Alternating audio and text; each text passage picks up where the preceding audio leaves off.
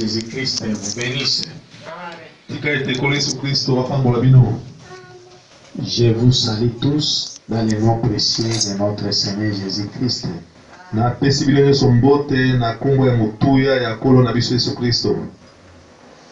nous retrouvons ce soir du samedi 27 juin.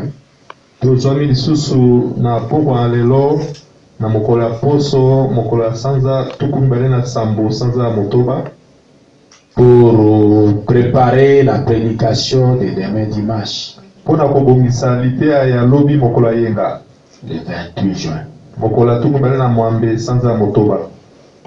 Nous sommes en train de poursuivre sur notre message intitulé Tozali kokoba na samona biso o moto alite yango elobete le péché d'incrédulité. Lisumu ya kozanga kondima. Aujourd'hui, je crois que nous sommes à la 20e partie. Nakanisi lelo tozali na eteni ya tukumi bale.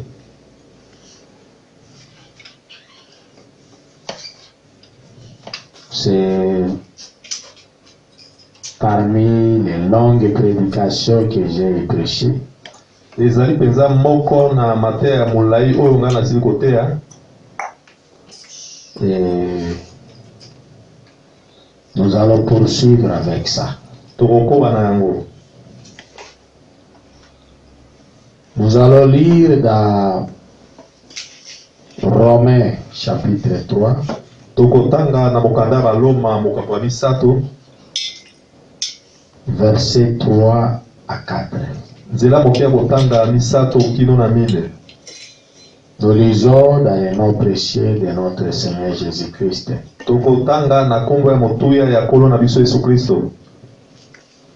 Et quoi, si quelques-uns n'ont pas cru, bongo nini soki bamoko bandimaki te, leur incrédulité anéantira-t-elle la volonté de Dieu?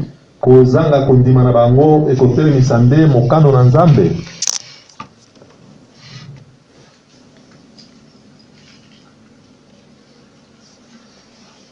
Verset 4. Nzela mokia mine. Loin de là, mosika na wana, que Dieu au contraire soit reconnu pour vrai, tigete Nzambe nde amona na ete azali sembo, et tout homme pour menteur. Pe moto nyonso lokola mokosi. Selon qu'il est écrit, lokola ekomami ete, afin que tu sois trouvé juste dans tes paroles, na tina ete ozwa masembo kati ya maloba na yo, et que tu triomphes lorsqu'on te juge. Pe olonga tango bakosambisa yo. Hébreux chapitre 12 verset 1. Mokanda ba ebelo mokapo ya zomi na mibale nzela mokia kotanga ya liboso. Nous donc aussi, puisque nous sommes environnés d'une si grande nuée de témoins, biso pe lokola tozingami na lipata monene ya batatoli, rejetons tout fardeau et le péché qui nous enveloppe si facilement. Tobwaka bongo mokumba oyo kangi biso na pete. Rejetons tout fardeau, tobwaka mokumba nyonso, et le péché qui nous enveloppe si facilement, pe lisumu ezali kozinga biso na pete, et courons avec persévérance dans la carrière qui nous est ouverte. Pe tokima na molende na mosala oyo efungameli biso. Prions Dieu. Tobondela Nzambe. Seigneur Jésus-Christ, créateur des cieux et la terre, Kolo Yesu Kristo mojalisi na lola pe na se, nous te bénissons, nous te louons, topamboli yo pe tokomisi yo, parce que tu es merveilleux pour nous. Po ete ozali malamu mpona biso. Tu nous as fait grâce, Seigneur, osaleli biso ngolu nkolo, de nous amener dans ta présence à ce moment, ya komema biso na bojali na yo na tango oyo, afin que nous puissions t'adorer. na tina ete biso tokoka na kosambela yo. Seigneur, pardonne-nous nos péchés. Kolo limbisa biso mabunga na biso. Enlève l'incrédulité de nos cœurs. Longola kozanga kondima kati ya mitema na biso. Enlève les choses du monde de nos âmes. Longola biloko ya mokili kati na bomoto na biso ya kati. Que nous puissions t'aimer de tout nos cœurs. Ete biso tokoka kolinga yo na mitema na biso mobimba. Parle-nous ce soir comme un père parle à ses enfants. Lobela biso na poko ya lelo lokola tata alobelaka bana na ye. Montre-nous comment fuir le péché. Lakisa biso lolenge nini tokoki kokima masumu. Ce qui est l'incrédulité. Oyo ezali kozanga kondima. Et cela va bénir nos âmes. Pe yango wana ekopambola bomoto na biso ya kati. Nous te le demandons pour ta gloire. Tosengi bo mpona nkembo na yo. Au nom du Seigneur Jésus-Christ. Na kombo na kolo Yesu Kristo. Notre Dieu bien-aimé. Nzambe na biso molingami. Amen. Amen. Que le Seigneur Jésus-Christ bénisse encore la lecture de sa parole au nom du Seigneur Jésus-Christ. Tika ete kolo Yesu Kristo apambola litangi ya liloba na ye. Nous poursuivons notre message dans la prédication par ta foi. Tozali kokoba lilakise na biso oyo elobi ete na nzela ya kondima. Par ta parole plutôt. Na nzela ya liloba na yo. Bobele na liloba na yo. Bobele na liloba na yo. Prêché le 28 septembre 51. Eteyami mokolo ya tuku mibale na mwambe sanza ya libwa mobu tuku motoba na moko. 51. Mobu tuku mitano na moko. Paragraphe 46. Nzela moki ya kotanga tuku mine na motoba. Nous reprenons ça, c'est ce que nous avons lu hier. Toko zongela yango. C'était le mercredi. Yango nde totangaki yango mbalo elekaki. Eh bien, si donc il m'utilisait comme son serviteur Dieu, malamu soki nzambe asaleli ngai lokola mosali na ye, et maintenant il ne vous l'a jamais directement adressé. Na bongo asololi na bino solola na yo mbala moko boyete. Mais cela vous est total adressé directement. Kasi yango solola pe na yo mbala moko. Si seulement il n'a jamais dit, soki nano atikala koloba te, soki kaka atikala nano koloba te, madame Inetel kotanga wana kombo. Mwasi songolo à un tel âge, na mbula moko boye, à tel moment, na ngonga moko boye, asisi maloba te, mais alors il a un don prophétique. Na bongo azali na likabo ya Nzambe, azali na likabo ya lisakweli moko likabo moko ya lisakweli qu'il a envoyé dans son église à ces derniers jours. Oyo atindaki yango kati na lingomba na ye na mikolo ya suka pour stimuler la foi déjà. Pona kolamusa kondima ya bato. Si donc il parlait au travers de moi, soki bongo alobi na nzela na ngai, alobaki. Soki bongo alobaki na nzela na ngai, mais alors il a un don de prophétie qu'il a envoyé dans son église à ces derniers jours. Na bongo azali na likabo moko ya isakweli oyo atindi kati na lingomba na ye na mikolo ya suka pour stimuler la foi déjà. Pona kolamusa kondima ya bato. Si donc il parlait au travers de moi, soki bongo alobaka na nzela na ngai, cela serait secondaire. Yango ekozala nzela ya mibale. Mais ce serait sa parole malgré tout. Kasi ata bongo ekozala kaka liloba na ye. Maintenant, sikoyo, douter de cette parole écrite serait un péché. Kobeta tembe na liloba oyo ekomami ekozala lisumu. Et douter de sa parole parlée qui serait un péché. Kobeta pe tembe na liloba na ye oyo sakolami ekozala pe lisumu. Voyez? Omoni?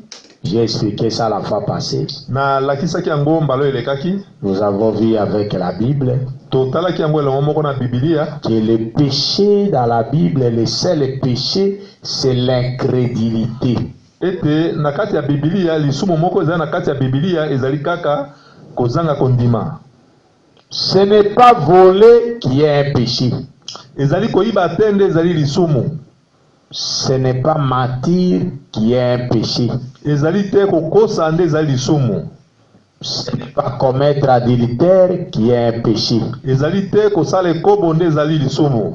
Ce n'est pas tuer qui est un péché. Ezali te koboma nde ezali lisumu. Toutes ces choses-là makambo wana nyonso sont des fruits du péché. Ezali bongo mbuma ya lisumu. Mais le véritable péché, c'est l'incrédulité. Kasi lisumu ya solo penza ezali nde kozanga kondima. Et l'incrédulité veut dire refuser de croire la parole de Dieu quand elle vous est présentée. Pe kozanga kondima ezali nde koboya liloba na Nzambe koboya kondima liloba na Nzambe tango balakisi yo yango. C'est ça l'incrédulité. Yango nde kozanga kondima. Nous avons vu ça dans la Bible, dans Marc chapitre 16, la fois dernière. Mbalele ki tomonaki yango na mokanda ya Malako mokapo ya zomi na motoba. À partir du verset 14. Kobanda na nzela mokia kotanga zomi na mine. La Bible dit là-bas que Jésus s'approcha de ses disciples et il leur reprocha la dureté de leur cœur. Kuna na kati ya Biblia lobete Yesu apamelaki bayekoli na ye. Abelemaki d'abord, s'approcha. Yesu abelemaki na bayekoli na ye pe apamelaki bango likolo na kozanga kondima na motema kenze na bango. Et de leur incrédulité. Pe na kozanga kondima na bango. Parce qu'ils n'avaient pas cru ce qui leur ont dit qu'il était ressuscité des morts. Poete bayekoli na ye bandimaki te baoyo balobaki ete bamonaki Yesu kosekwa kati na bakufi. C'est ça l'incrédulité. Yango ande kozanga kondima. On vous dit une vérité de la parole, mais vous vous dites non. Moi je ne crois pas ça. Baebisi yo solo ya liloba yo lobi te nga na ndimi yango te. C'est ça l'incrédulité. Yango ande kozanga kondima. Et c'est ça le péché. Pe yango nde lisumu. Parce que nous avons vu que dans Jean chapitre 9, verset 18 à 41, quand il y a eu cet aveugle nu,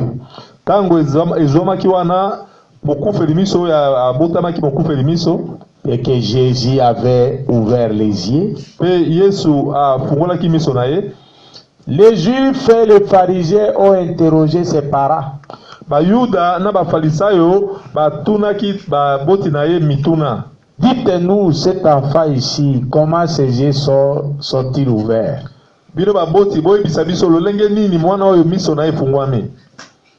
La Bible dit, Bible lobiete, les Juifs craignaient, les parents craignaient que les Juifs ne puissent les exclure de la synagogue. Biblia ezali koloba ete baboti ya mwana wana babangaki ete bayuda babengana bango na ndako na Nzambe te.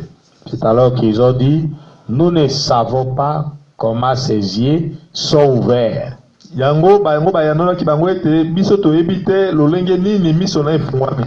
Mais nous savons qu'il était né avec. Kasi biso toyebi ete ya solo abotamaki mokufeli miso. Il a de l'âge. Posez lui-même la question, il va vous répondre. Yasa koli botuna ye moko motuna pe akoyanola bino. Et ils ont fait venir l'enfant. Pe bango babengaki mwana. Lui a posé la question, qui t'a ouvert les yeux? Batunaki mwana na motuna nani afungoli yo miso? Il a dit Jésus. Yanolaki bango Yesu. Il a dit toi. Parce que Jésus là c'est un pécheur. Bango baibisi ba farisayo na bayuda baibisi mwana wana. Yo Yesu wana azali musumuki. Il leur a dit, ye mwana na lobaki na bango. S'il est un pécheur, moi je ne sais pas. Soki azali musumuki nga na ebite. Mais je sais que Dieu n'exauce pas la prière d'un pécheur. Kasi ngana yebete ya solo Nzambe ayanolaka na libondeli ya moto na masumu te. Une chose que moi je sais, c'est que j'étais aveugle, mais maintenant je vois. Eloko moko ngana yebete ezali te ngai nabotamaki mokufeli miso kasi sikoyo na moni. Ils ont insisté, mais viens nous parler encore. Bango kanga lobaki so na mwana wana yaka so loba na biso. L'enfant leur a dit, voulez-vous aussi devenir ses disciples? Mwana na yanolaki bango alobi bino pe bolingi bokoma bayekoli na ye. Ils ont dit, toi, bango babi yo, nous devenir disciples de qui? Biso tokoma bayekoli ya nani? Tu es totalement né dans les péchés, toi. Yo botami mobimba kati na masumu. Et après, pesima, il a rencontré Jésus. Akutanaki na Yesu. Et Jésus l'a exhorté de continuer à croire. Pe Yesu alendisaki ete akoba kondima. Et les autres pharisiens ont posé la question. Jésus a parlé maintenant, il a dit, je suis venu au monde pour apporter un jugement. Yesu sikoyo alobi na bango ete ngana yaki na mokili pona komema kosambisa. Pour ouvrir les yeux de ceux qui ne voyaient pas. Pona kufungola miso na ba oyo bazali komona te. Et pour fermer les yeux de ceux qui voient. Pe pona kokanga miso ya ba oyo bazali komona. Les pharisiens lui ont dit, alors nous, ba farisayo batunaki motuna bongo biso. Quelle est notre situation? Bongo siko biso lolenge na biso ezali nini siko? Jésus leur a dit, Yesu alobaki na bango, parce que vous dites, vous, les pharisiens, que nous voyons, po ete bino ba farisayo bozali koloba ete biso tozali komona, alors vous êtes aveugles. Na bongo bino bozande bakufeli miso. Vous ne voyez pas. Bozo mona te. De peur que votre incrédulité, votre péché ne puisse vous être pardonné et guéri. Nakobanga ete kozanga kondima na bino, lisumu na bino, elimbiseme na bino. Et guéri. Pebikisa bino. Pebikisama. Pebikisama. Vous voyez ça? C'est là où nous avons vu que le péché, c'est ça l'incrédulité. Le péché. Et nous avons vu encore que Abraham, dans Romains chapitre 4, verset, à partir du verset 20. Abraham na mokanda baloma mokapo ya mine zela moke kotanga zomi na mwambe kino tukumi bale. Abraham, la Bible dit, Abraham ne pécha jamais par incrédulité, ne douta jamais par incrédulité face à la promesse de Dieu. Bible ezali koloba ete Abraham abetaki tembe te na elaka ya Nzambe par incrédulité na kozanga kondima à la promesse de Dieu. Na elaka na Nzambe. Vous voyez ça? Donc l'incrédulité, c'est refuser de croire la parole. Kozanga kondima ezali nde koboya ko yoka liloba. Je dis croire. Kondima liloba. L'incrédulité, c'est douter de la parole. Kozanga kondima ezali nde kobeta tembe na liloba. C'est ça l'incrédulité. Yango na nde kozanga kondima. Et c'est ça le péché. Pe yango na nde lisumu. Quand vous doutez de la parole de Dieu qui vous est présentée, vous péchez. Tango yo beti tembe na liloba la Nzambe yo etalis emonisa meli yo wana nde osali lisumu. C'est pourquoi la Bible dit toujours dans Marc 16:16. Yango na Biblia ezali koloba na mokanda malako mokapo ya zomi na motoba nzela mokia kotanga zomi na motoba. Celui qui croira moto ya kondima et qui sera baptisé pe ya kobatisama sera sauvé. Ya kobikisama. Mais celui qui ne croira pas kasi o ya kondima te sera condamné. Ya kokweisama. Et Jean chapitre 3 verset 18 reprend la même chose. Pe Yohane mokapo misato nzela mokia kotanga zomi na mwambe ezongeli kaka likambo na moko. Celui qui croit est passé de la mort à la vie. Moto ya ndimi aleki na kufa kouta na kufa kokende na bomoi. Mais celui qui ne croit pas est déjà condamné. Kasi moto ya ndimi te ya sa kweisami. Vous voyez ça? Bomoni yango? C'est pourquoi frère Branham a dit, Yangwana ndeko Branham azali koloba ete à la lumière de ces écritures-là, na pole ya makomi wana que Dieu ne peut pas envoyer quelqu'un en affaire parce que la personne ne croit pas la parole. ete Nzambe Non, parce que la personne n'est pas née, parce que la personne est née dans les péchés, non.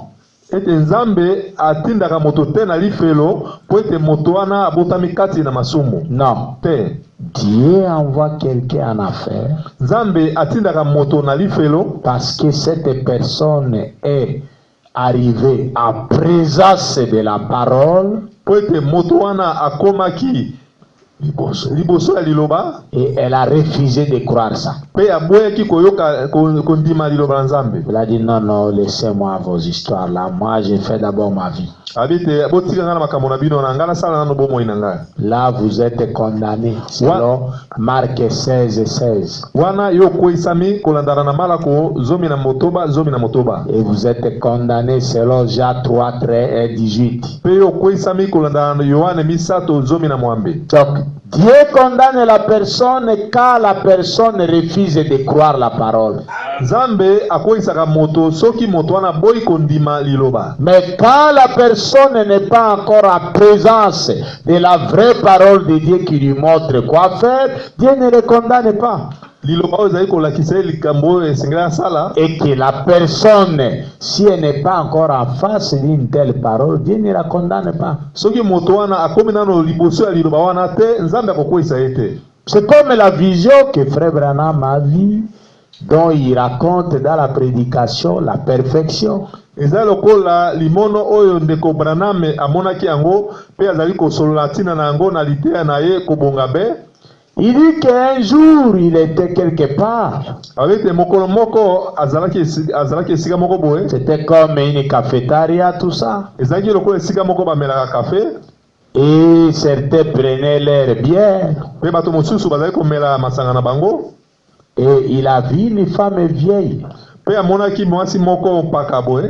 qui avait l'âge déjà d'une vieille dame. Elle avait porté des mini-jupes. De savoir tous les genoux dehors. Et entre-temps, à côté d'elle, il y avait des hommes qui rigolaient, qui faisaient tout, qui la baisaient. Alors, Frère Branham, là où il était assis, il a dit, mais Dieu, tu vas laisser ma fille Sarah grandir dans un monde pécheur comme ça. Pourquoi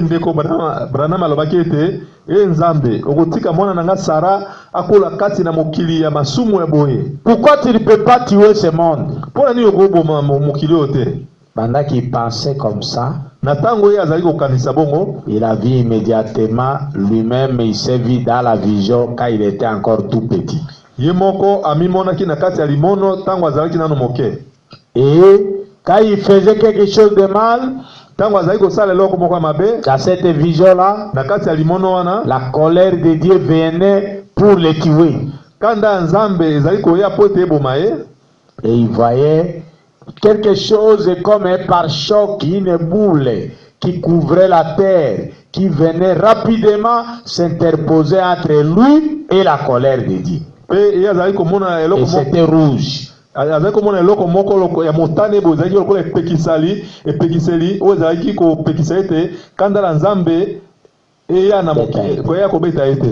Après, dans cette même vision, il va voir Jésus à la croix.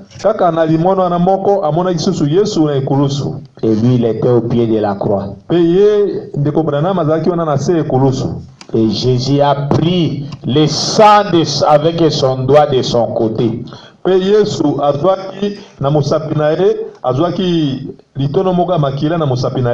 il a effacé les péchés de Branham.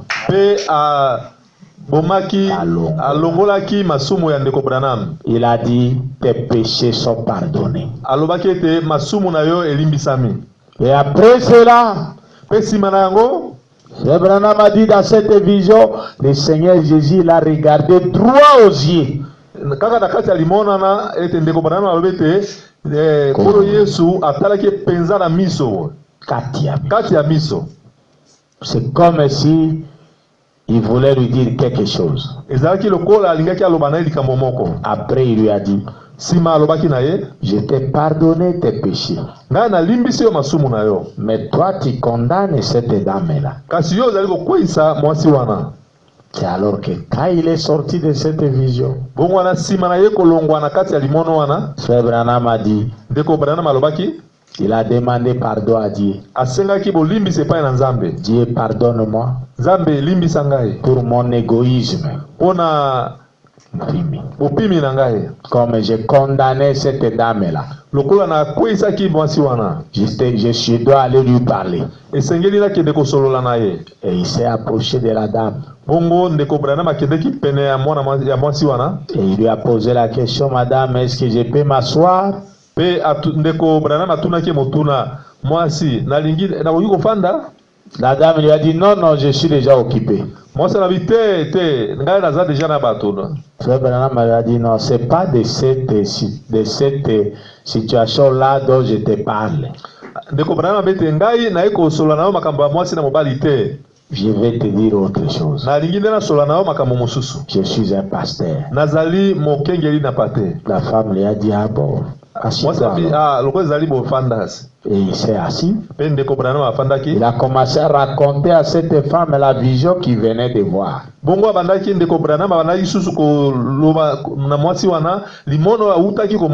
Et la femme s'est mise à pleurer. La femme a dit, je suis fille d'un diacre. Mon père était diacre dans l'église protestante. J'ai chanté même à la chorale. Que Dieu ait pitié de moi. Et Frère Branham a dit, nous avons transformé cet endroit-là à une réunion de prière. J'ai demandé à la femme de s'agenouiller avec moi. Je l'ai conduite dans la prière. Elle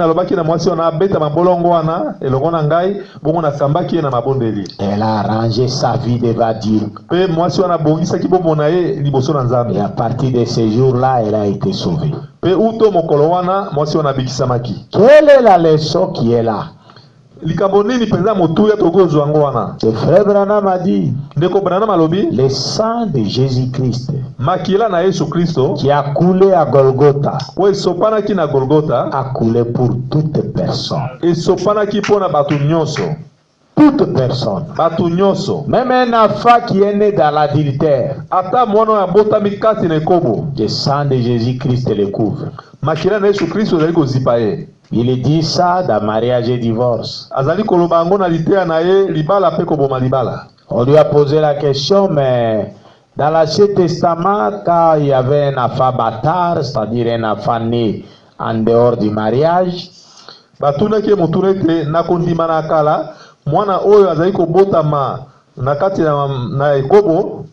ne devrait pas entrer dans les temples pendant au moins 14 générations. 4 générations.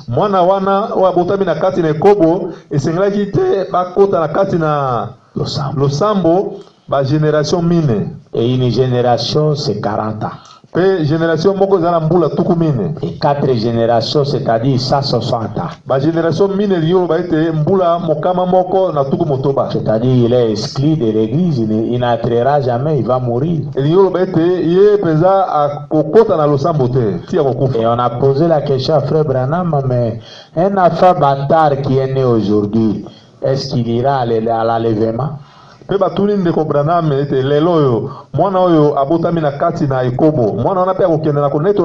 dit ça, je ne sais pas. Il dit, mais la chose que je connais, c'est que le sang de Jésus-Christ a coulé pour cet enfant-là.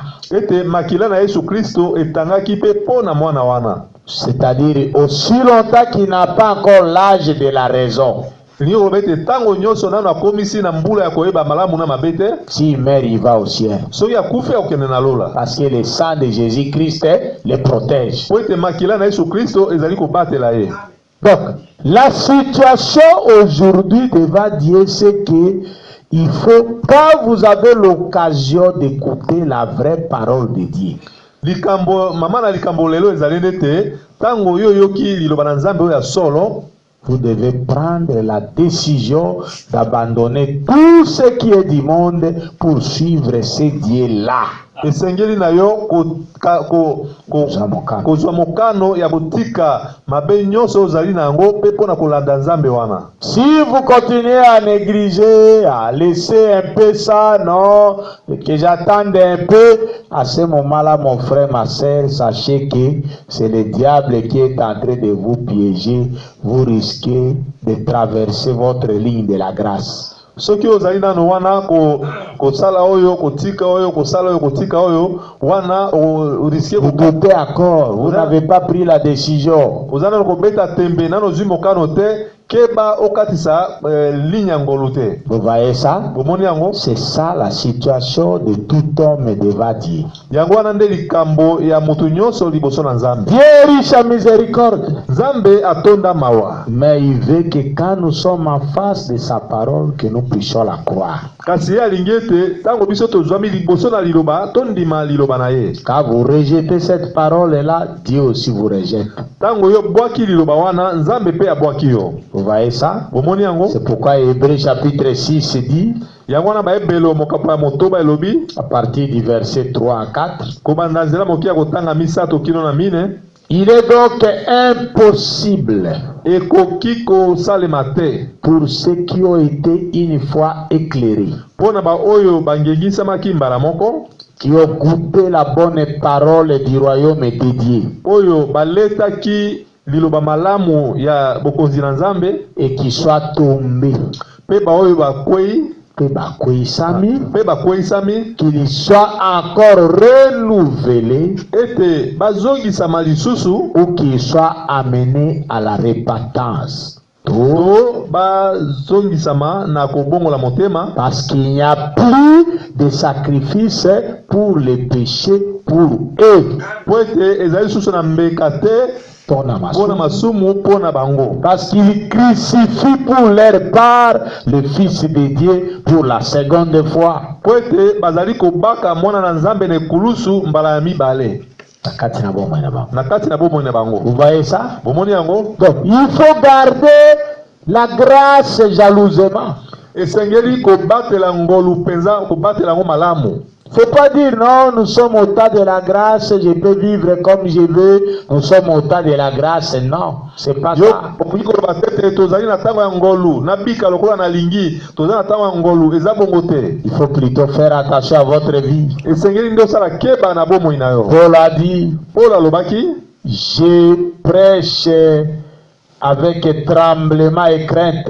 nga nazali koteya na kolenga mpe na kobanga, Craignant que après avoir fait entrer les autres, kobanga ete sima na ngai kokotisa bamosusu, que moi-même je ne puisse pas rater, ete ngai moko nakota te, que je puisse pas rester dehors. ete ngai moko natikala libanda Nous devons te. faire attention à notre marche devant Dieu. Esengeli tosala keba na etamboli na biso liboso na Nzambe. Dieu n'est pas un grand-père. Nzambe azali koko te. Frère Branham a dit, Dieu n'est pas un grand-père. Ndeko Branham alobi ete Nzambe azali koko te. C'est le grand-père qui dorlote les petits-enfants. Ezali koko nde koko ya mobali nde abondelaka bana mike. Il ne tape pas. Abetaka te. Mais un père tape l'enfant quand l'enfant fait du mal. Kasi tata abetaka mwana soki mwana asali mabe. Et Dieu est comme ça. Pe Nzambe azali bongo. On ne s'habitue pas avec Dieu. Bamesanaka na Nzambe te. Donc si vous doutez de la parole de Dieu écrite, vous péchez. Soki obeti tembe na liloba na Nzambe ekomami osali lisumu. Si vous doutez aussi de la parole de Dieu parlée à travers un don quelconque de Dieu, vous péchez.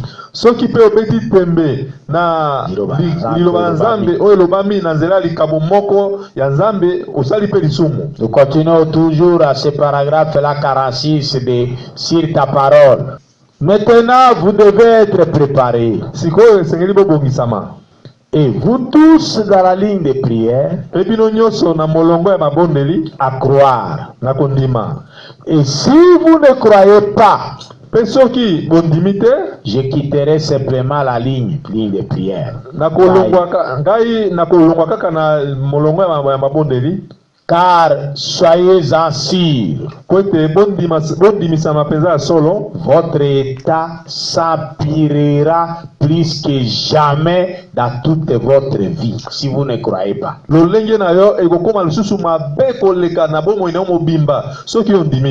Bible dit, dans Job chapitre 3,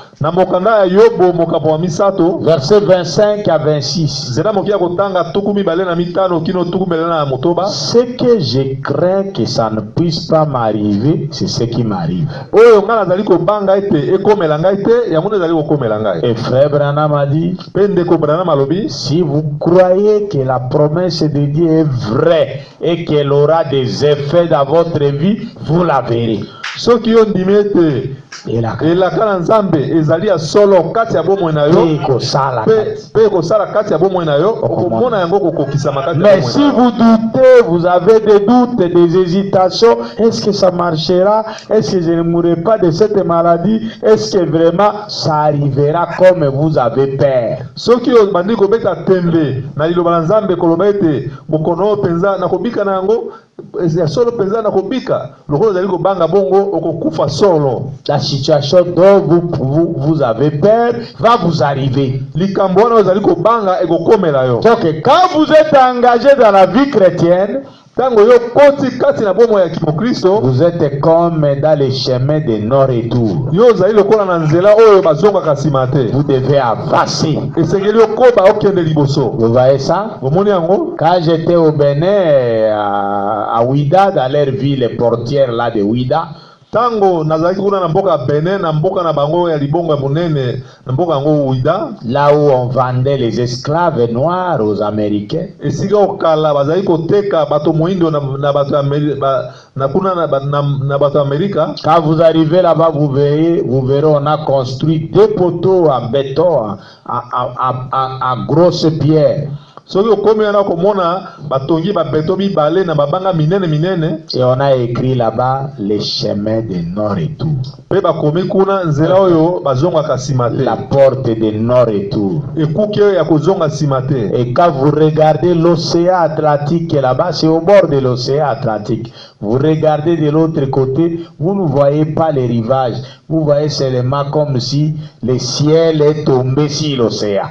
Soko tali mai na mbu ezali wana okomona suka na ngote okomona ndelo kola mapata ekei ko sangana na ebale yana. Et c'est par là qu'on amenait les esclaves noirs. On disait c'est la porte de non-retour. Pe wana nde sika bazali ko mema ba umbu wana bato moindo kuna bazali koloba ete ezali nzela ya kozonga sima te pour les amener aux États-Unis. Pour ba mema bango na mboka Amerika. Donc quand vous vous engagez à la vie chrétienne, mon frère, ma sœur, tango yo omipesi kati ya bomo ya kimokristo ndekolanga bobali ndekolanga mwasi, c'est pas une chose que vous venez goûter comme les mamans goûtent la sauce de la nourriture à la cuisine. Ezali likambo te ya koya komeka lokola ba mama ba meka kabiloko kuna na cuisine. Il faut vous engager une fois pour toutes. Esengeli yo mipesa mbala moko pona libela et de façon déterminée. Pena piko nyoso penza. C'est alors que vous voyez que ce Dieu là est réel pour vous. Wana ndio komona ete nzambe wana zali solo penza pona yo. Mais si vous venez avec des hésitations,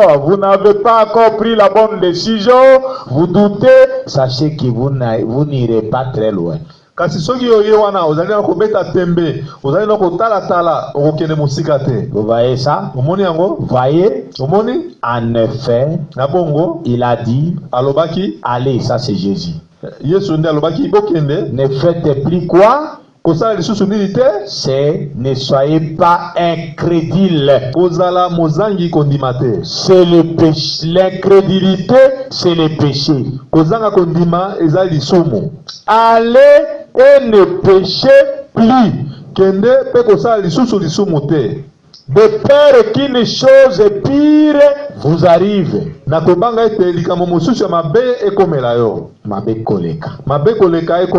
voyez ça? Et ça, c'est ce que Jésus a dit dans Jean chapitre 5. Vous voyez ça? Il a rencontré ce malade ici dans Jean chapitre 5. akutanaki na moto abokono oyo moto ya maladi oyo na Yohane mokapo ya 5. Verset 6. Nzela mokia kotanga motoba. Nous descendons pour vous que vous compreniez ce dont Frère Branham vient de parler là-bas. Tozali kokita moke po te bo sosola likambo ndeko Branham auti koloba ngo siko kuna. Il est dit ceci Elobami boye dans le verset 5. na nzela mokia kotanga 5. Là se trouvait un homme malade depuis 38 ans. Wana ezomaki na moto moko azaki na bokono kobanda mbula tuku misato uto mibu tuku misato na mwambe. Verset 6. Nzela mokia kotanga motoba. Jésus le a vu coucher et sachant qu'il était malade depuis longtemps, lui dit. Yesu amonaki ye kolala wana ayebaki ete abelaki mikolo ebele ayaki pene na ye pe atunaki. Lui dit. Pe alobelaki ye. Veux-tu être guéri? Olingi kobikisama? Verset 7. Nzela mokia kotanga sambo. Le malade lui répondit. Moto ya bokono wana ayanolaki ye. Seigneur, Kolo, je n'ai personne pour me jeter dans la piscine quand l'eau est agitée.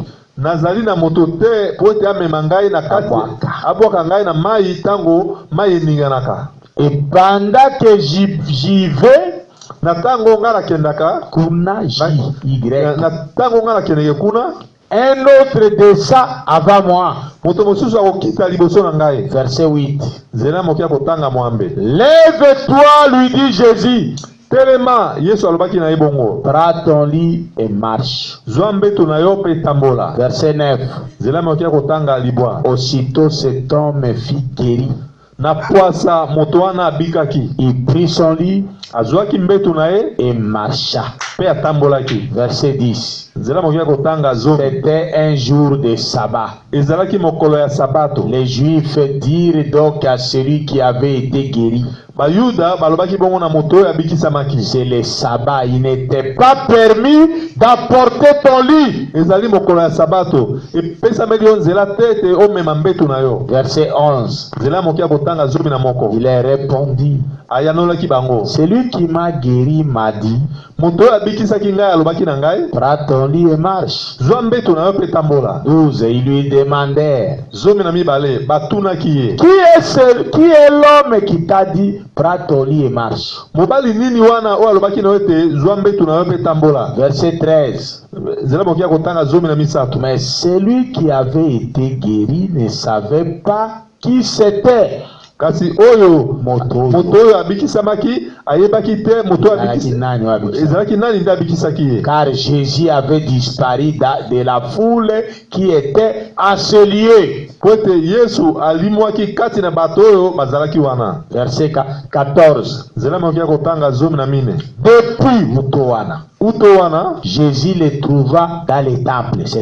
Yesu akutaki na kati ya tempelo. Et lui dit, pe alobaki na ye, voici tu as été guéri. Tala yo bikisamaki. Ne pêche plus. Kosala lisusu lisumu te. De peur qu'il ne t'arrive quelque chose de pire. Na kobanga ete likambo mosusu ya mabe koleka ekomela yo. Voilà ce que je voulais vous lire. C'est donc Frère Branham a parlé là-bas.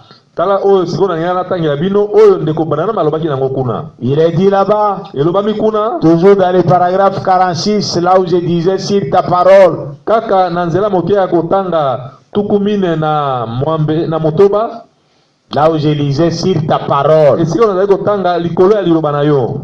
L'incrédulité, c'est le péché. Allez et ne péchez plus. Il reprend la parole de la Bible entre guillemets. De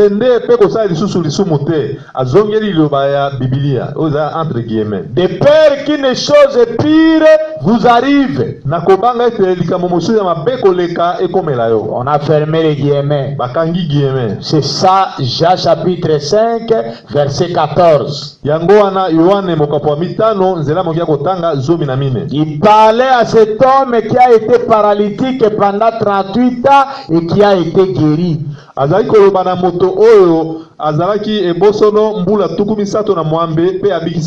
Vous voyez ça? Et Frère Branham a continué, il dit, il ne parle pas d'un acte immoral. pona mosala moko ya mbindo. Pona mosala moko ya mbindo. Tokola kolanda basi biloko ndenge wana non. Quand il a dit ne pêche plus, non, ce n'était pas ça. Tango alobaki ne kosala lisumu te, ezalaki bongo, ezalaki yango te. Maintenant écoutez, il parlait de votre incrédulité. Celui qui ne croira pas sera déjà condamné. Ça c'est Jean 16 et Jean 3 verset 18. Et ça c'est Marc 16 verset 16. Voilà pourquoi frère Branham a dit que la foi, quand vous croyez à la promesse de Dieu, ça chasse la maladie de votre corps.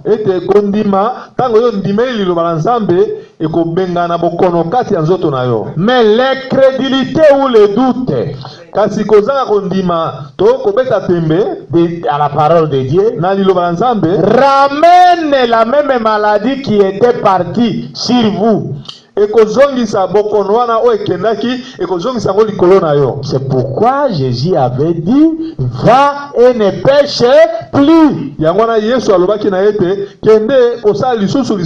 De peur qu'une chose pire ne t'arrive. C'est exactement ce que Jésus a dit dans Luc 11. Dans Luc 11, Jésus a dit à partir du verset 14. Il dit que quand un esprit impur quitte un homme, il ne va pas très loin. Il va dans les lieux arides. Mais après il va revenir pour surveiller la maison dans laquelle il habitait, si c'est occupé ou non.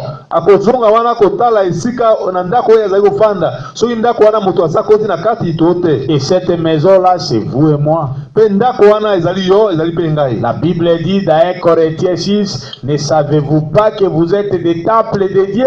1 Corinthiens 6. Donc, si Jésus parlait de cette maison-là, dans laquelle les démons habitaient et qui est parti et qui venait vérifier, cette maison c'était vous et moi.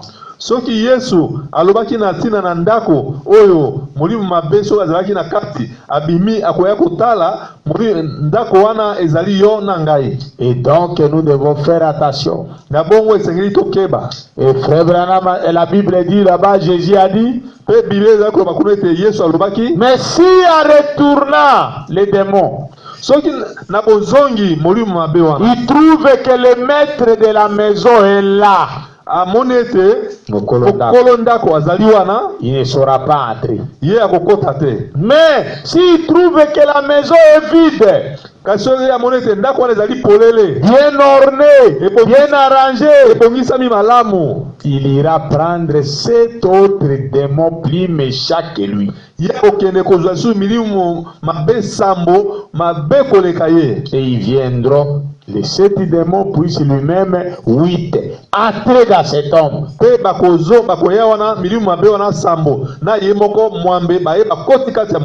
la Bible dit que la dernière condition de cet homme sera plus mauvaise.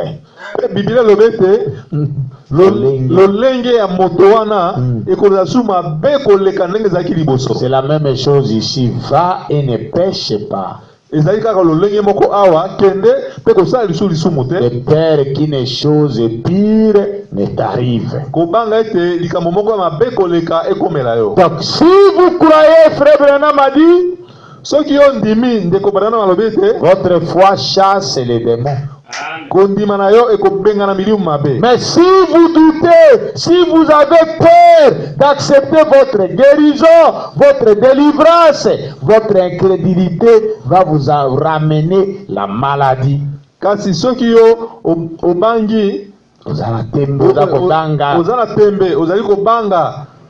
kozanga kozanga kondima na yo ekozongisa bokono wana ekozongisa kozanga kokangola mawana. Vous voyez ça, mon frère, ma sœur? Omoni yango ndeko nanga mobali ndeko nanga Le principe de Dieu, c'est que nous puissions marcher par la foi.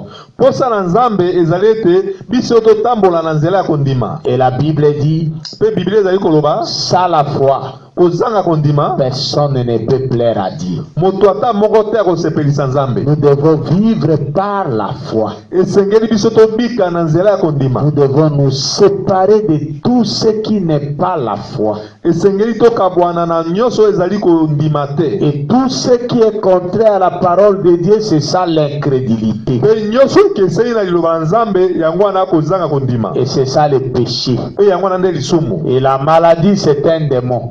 Pe bokono ezali molimo mabe. Et le péché, c'est un démon. Pe lisumu ezali molimo mabe. Nous avons vu ça avec vous la fois passée. Tomonaki elongo moko na bino mbalo elekaki. Frère Branham nous disait ndeko Branham azali koloba na biso que lorsqu'il était jeune, ete tango azalaki elenge à l'âge de 12 ans, na mbula zomi na mibale, la chose qui lui a empêché d'être sauvé, likambo ezali eloko ezali kopekisa ete abikisama te. C'était un démon qui lui disait, mais il n'est pas encore temps pour toi de croire, attends un peu. Ezaki molimo mabe moko azali koloba na itango nyonso ete pona yo tango akondima ekoki nano te, vanda nano moke. Vous voyez ça? Omoni yango? C'est ça, ce sont les démons qui oignent les gens avec l'incrédulité. Ezali milimo mabe nde bazali kopakola bato na kozanga kondima. Pour que les gens ne puissent pas croire. Po ete bato bandima te. Et frère Branham a continué, il dit, pe ndeko Branham azali kokoba koloba ete, vous voyez? C'est votre incrédulité qui vous condamne. Ezali kozanga kondima na yo nde kokwisa yo. Vous voyez ça? Omoni yango? Dieu ne vous envoie pas en affaire parce que vous êtes un pécheur. Nzambe akotindo na lifelo te poto ozali moto ya masumu. Il vous envoie en affaire du fait d'avoir rejeté les dispositions qui ont été prises pour vous pour aller au ciel. Yo kokende na lifelo poto yo boyi ebongi mabongisi ya Nzambe o abongisa kipona yo poto yo kende na lola. Voyez? Omoni? Vous rejetez simplement. Yo ozali kobwaka kaka. Vous n'avez rien à faire pour aller en affaire. Yo ozali na eloko te pona kokende na lifelo. Ya kosala pona kokende na lifelo. Tout ce que vous faites, nyonso yo kosala, c'est simplement rejeter Jésus. Ezali kaka kobwaka Yesu. Vous voyez ça, église? Omoni yango lingomba? Vous n'avez rien à faire pour aller en affaire. Ozana eloko kosala te pona kokende na lola. Mais tout ce que vous faites pour aller en affaire, kasi nyonso ezali kosala pona kokende na lifelo, c'est simplement rejeter Jésus. Ezali kaka kobwaka Yesu. Marquez simplement de croire sa parole. Ozanga kaka kondimela liloba na ye. C'est tout ce que vous avez à faire. Ezali eloko nyonso oyo ezali kosala. O esengeli. O esengeli osala. Voyez, omoni, Satan a toujours mis un point d'interrogation à cela. Satana atiaka tango nyonso motuna na likambo wana. De croire à Jésus. Ya kondimela Yesu. S'il faut que la personne croie à Jésus, Satan amène toujours des points d'interrogation dans son esprit, dans son cœur. Ah, je vais croire, mais là-bas, on dit qu'on ne boit pas l'alcool. Mais je vais faire comment? Moi, je ne vais pas boire l'alcool. Ah, mais là-bas, on dit qu'on ne suit pas les femmes. Je vais faire comment? Je vais rester comme ça. C'est Satan qui pose ces points d'interrogation-là. Motuna oyo tango nyonso etuna maka kati na bato oyo balingi kondima liloba na Nzambe, ezaka Satana nde atunaka bango. Likambo oyo natika na usuka ndenge nini? Natika masumo na usuka ndenge nini? Natika likambo na usuka ndenge nini? Frère Branham a dit, ndeko Branham alobi, mais cela est ainsi dit le Seigneur. Kasi yango wana ezali o elobi nkolo. Paragraphe 20 de la prédication, la foi dans le Fils de Dieu. Nzela mokia kotanga tukumi bale na litea mosakoli kondima kati na mwana na Nzambe. Prêcher le 15. Eteami mokola zomi na mitano. Le 15 juillet 52. Mokola zomi na mitano sanza sambo mobutu kumitano na mibale. Écoutez ce que Frère Branham a dit au paragraphe 20. Boyoka oyo ndeko banana malobi kuna na nzela mokia kotanga tuku mibale. Le diable ne juge pas par de bonnes choses. Satana asambisaka te na makambo malamu. Na nzela ya makambo malamu. Il juge par de mauvaises choses. Ye asambisaka na nzela ya makambo mabe. Il met tout cela sur le compte de la parole. Atiaka nyoso wana ya mabe kaka na likolo na liloba. Vous voyez le travail du diable? Bomoni mosala Satana. Le travail du diable c'est jeter l'opprobre sur la parole. Mosala Satana ezali kobwaka soni kati na liloba. Oh voilà, c'est ça la parole qui a fait ça. Oh ezali liloba nde sala kiboye. Ils disent que la parole dit ça, mais voilà qu'ils ont fait ça. Bango bazali koloba ete liloba esala kaboye, tala bango basali boye. Et il fera de même avec les chrétiens. Il dira, regardez-moi ça. Regardez ce gars-là. Il est censé être un chrétien. Et le voilà qui vit avec la femme d'un autre homme. Il prend des liqueurs. Whisky. Il fait ces choses-là. Eh bien, je suis aussi bon que lui. Bien sûr. Vous êtes meilleur que lui. Mes frères, ce gars-là n'a rien à faire avec l'homme qui mène réellement.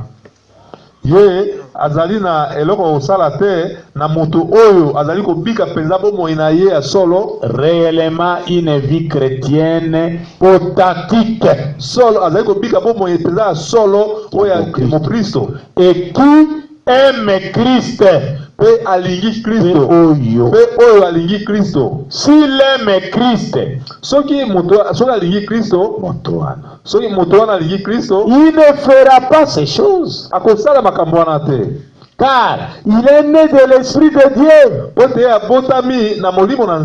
la semence de Dieu demeure en lui.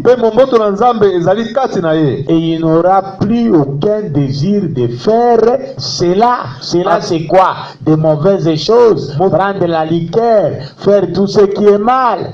Motoana akozwa susu posa ya kosala makambo wana mabete ya komela masanga ya kosala makambo wana nyoso bekobo nyoso osala ngote. Et suivez l'écriture que Frère Branham donne. Pe landa likomi onde ko Branham azali ko pesa. La Bible dit, Bible azali ko loba, celui qui rend ce qu'il paie. Moto azali ko sala losambo yo eta losambo wana. Losambo wana eta une fois purifié. Tango mbala moko Natango ya petola mimbala moko. Natango ya petola mimbala moko. N'a plus aucune conscience. Azazusu na posa moko te. Ou plutôt aucun désir de péché. To posa moko ya lisumu te.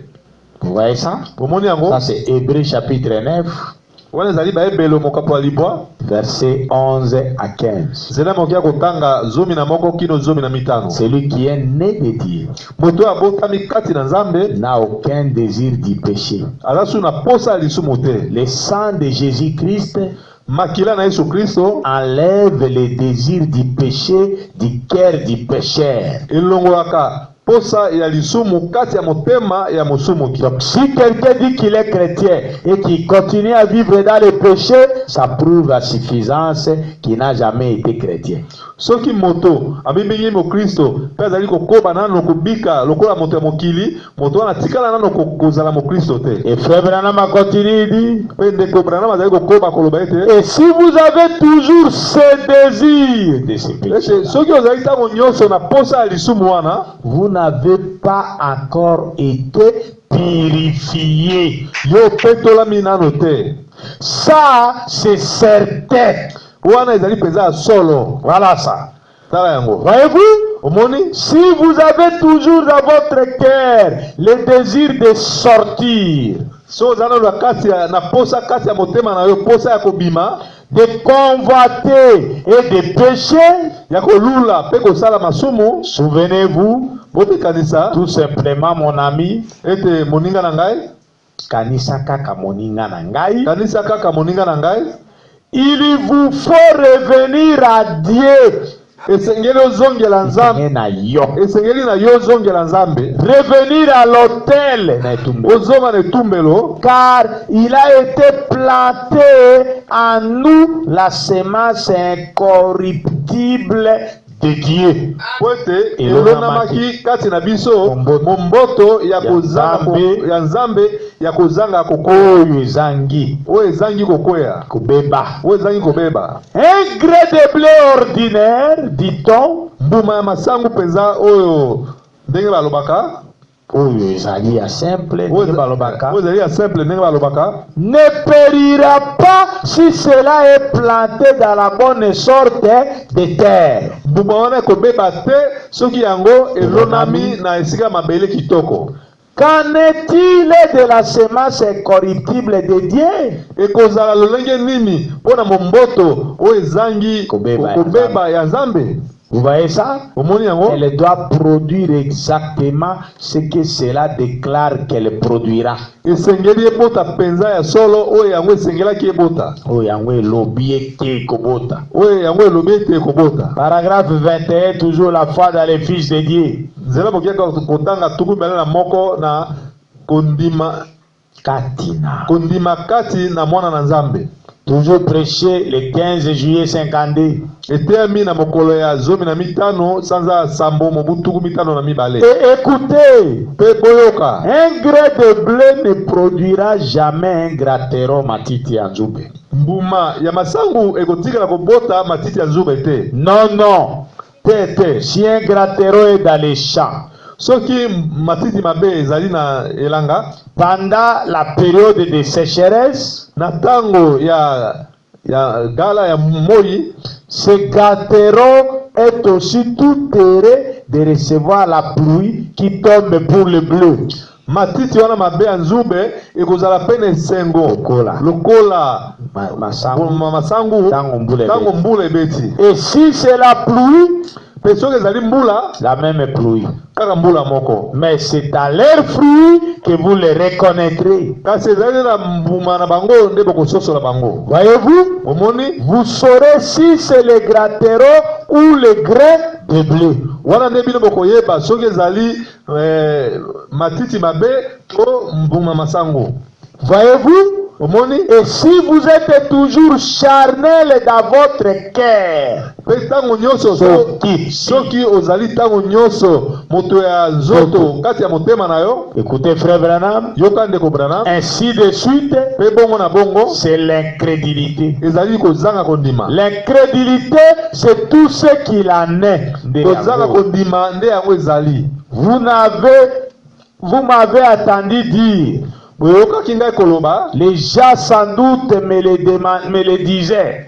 bato bazali kobeta tembe pe bazali Sans doute, kozanga tembe bato bazali koyebisa ngai. kozanga tembe bato bazali koyebisa ngai. Va et ne pêche plus. kende pe kosala esu lisumu te. Qu'est-ce que je vais faire? ngai na kosala nini? Va et ne pêche plus. kende pe kosala esu lisumu te. Ce n'est pas que je vais dire va et ne fais plus ceci.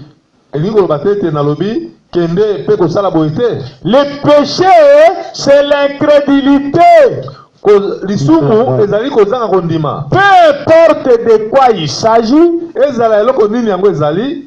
va et ne pêche plus. kende pe kosala esu lisumu te. Ne fais plus ceci. kosala lisusu oyo te. Le péché, lisumu c'est l'incrédulité. ezali kozanga kondima. Peu importe de quoi il s'agit, ezala eloko nini yango ezali. ce que vous avez fait, oyo osali vous ne pas.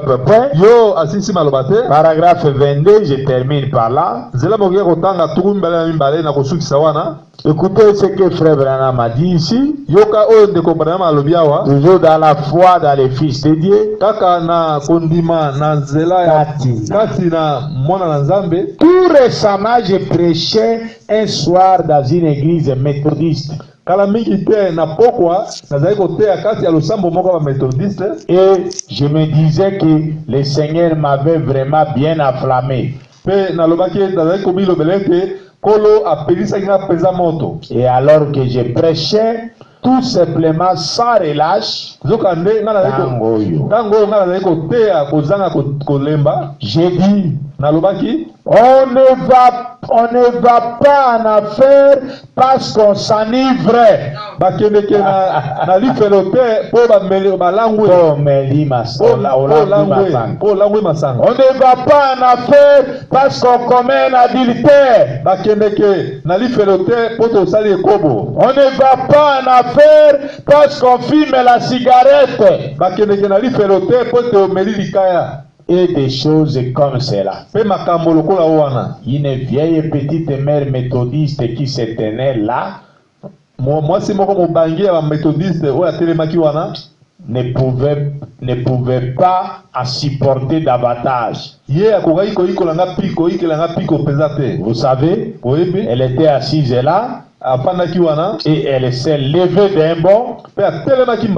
C'était une très belle église. Et elle a dit, Révérend Branham,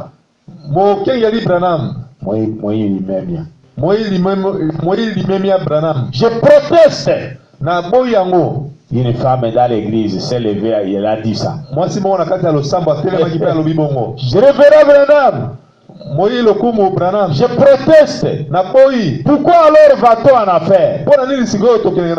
J'ai dit, parce qu'on ne croit pas. C'est juste. La Bible dit, celui qui ne croit pas est déjà condamné. Et je vous donne encore le passage. Marc 16:16. Jean 3:18. Jésus a dit, frère Branham a ajouté,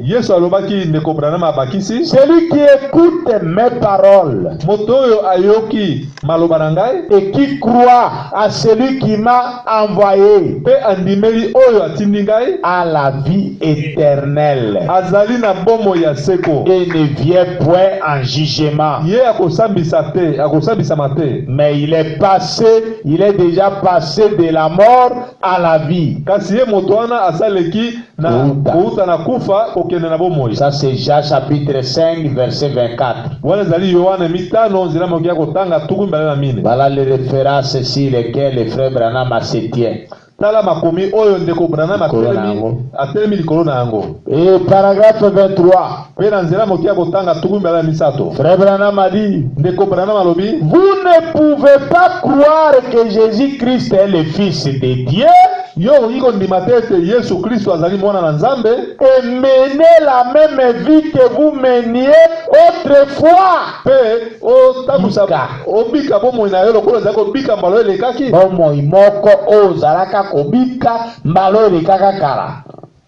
C'est juste. Cela rend la chose très dure. Ce n'est pas du tout du lait écrémé. Mais c'est bon pour vous. Vous ne pouvez pas croire de tout votre cœur qu'il est le Fils de Dieu et l'accepter comme votre sauveur personnel pour mener la vie que vous meniez autrefois dans le péché.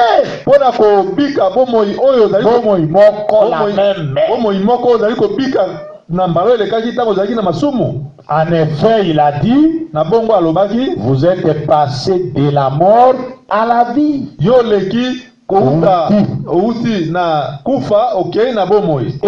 Et vous ne viendrez point en jugement.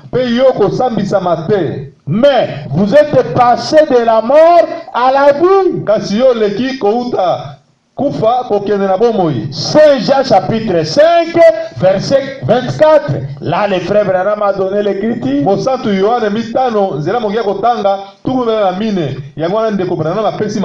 Croyez-vous que c'est la vérité? C'est ce qu'a dit Jésus. Ainsi donc, vous voyez, la seule chose qui vous condamne, c'est votre incrédulité.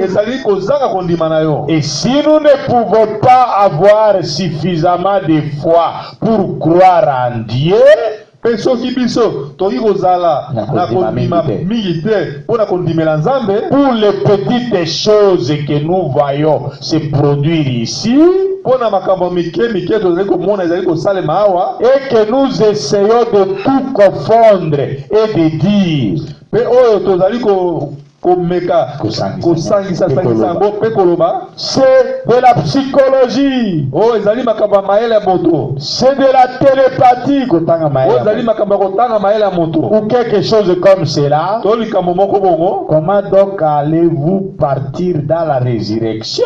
Lolenge nini bokende na konetolama na kosekwa na lisekwa? Et imaginez-vous cela, pe bokanisa yango alors que votre corps ne sera probablement qu'une cuillerée de cendre. na ntango oyo nzoto na yo ekozala kaka mbala mosusu kaka lutu moko ya putulu. Mais Dieu le ressuscitera. Kasi Nzambe akosekwisa yango. Celui qui mange ma chair et qui boit mon sang a la vie éternelle. Moto oyo akolia musuni na ngai pe komela makila na ngai azali na bomo ya seko. Et je le ressusciterai au dernier jour. Pe ngai akosekwisa ye na mokolo ya suka. C'est ce qu'a dit Jésus dans Saint Jean 6. Yango nde Yesu alobaki na mosantu Yohane motoba. Celui qui mange ma chair moto oyo azali kolia musuni na ngai et qui boit mon sang a la vie éternelle. Pe azali komela makila na ngai azali na bomo ya seko. Frère Branham a dit au présent maintenant.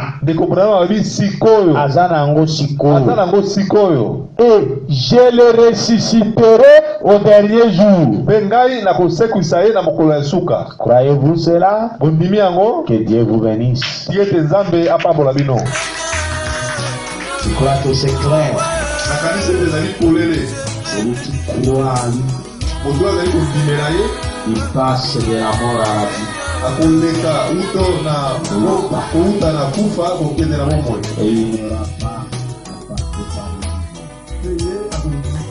pas.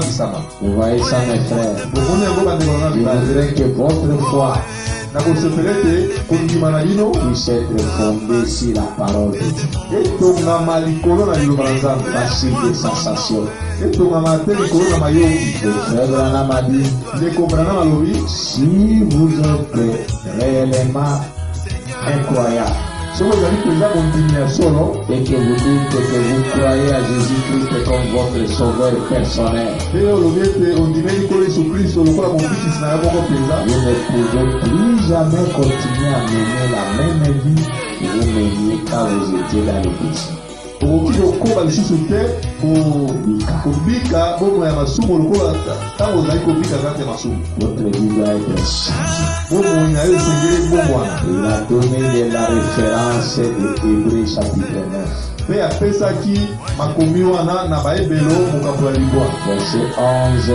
15. Qui montre que la conscience du péché est nettoyé et n'existe plus.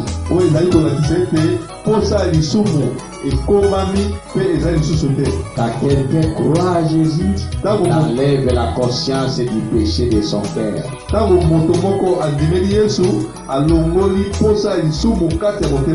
devient une nouvelle créature. Ce n'est plus lui qui vit, mais c'est Christ qui vit en lui. L'espérance de la gloire. Beaucoup de gens voient des églises, mais ils n'ont rien de chrétien. Ils vivent comme tout le monde. Ils vivent avec les femmes. Ils vivent dans les concubinats. Ils s'animent. Ils sortent. Oliba, qui au moment se passe ne sont pas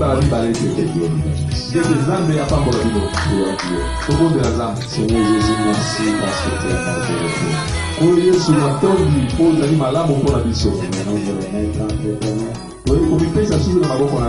Te bénissons Seigneur pour nous avoir enseigné ta parole ce soir. Nous avons appris comment marcher avec toi. On te laisser passer notre vie. totika yo moko okamba biso pe okonza biso oyo Yesu sunga biso limonisa kati ya bomoi na biso lakisa biso liloba na yo nkolo longola kozanga kondima nyonso kati ya mitema na biso ete biso tokangama na yo tosengi lokola nkembo na yo na kombo na nkolo Yesu Kristo Nzambe na biso bolingami. Amen.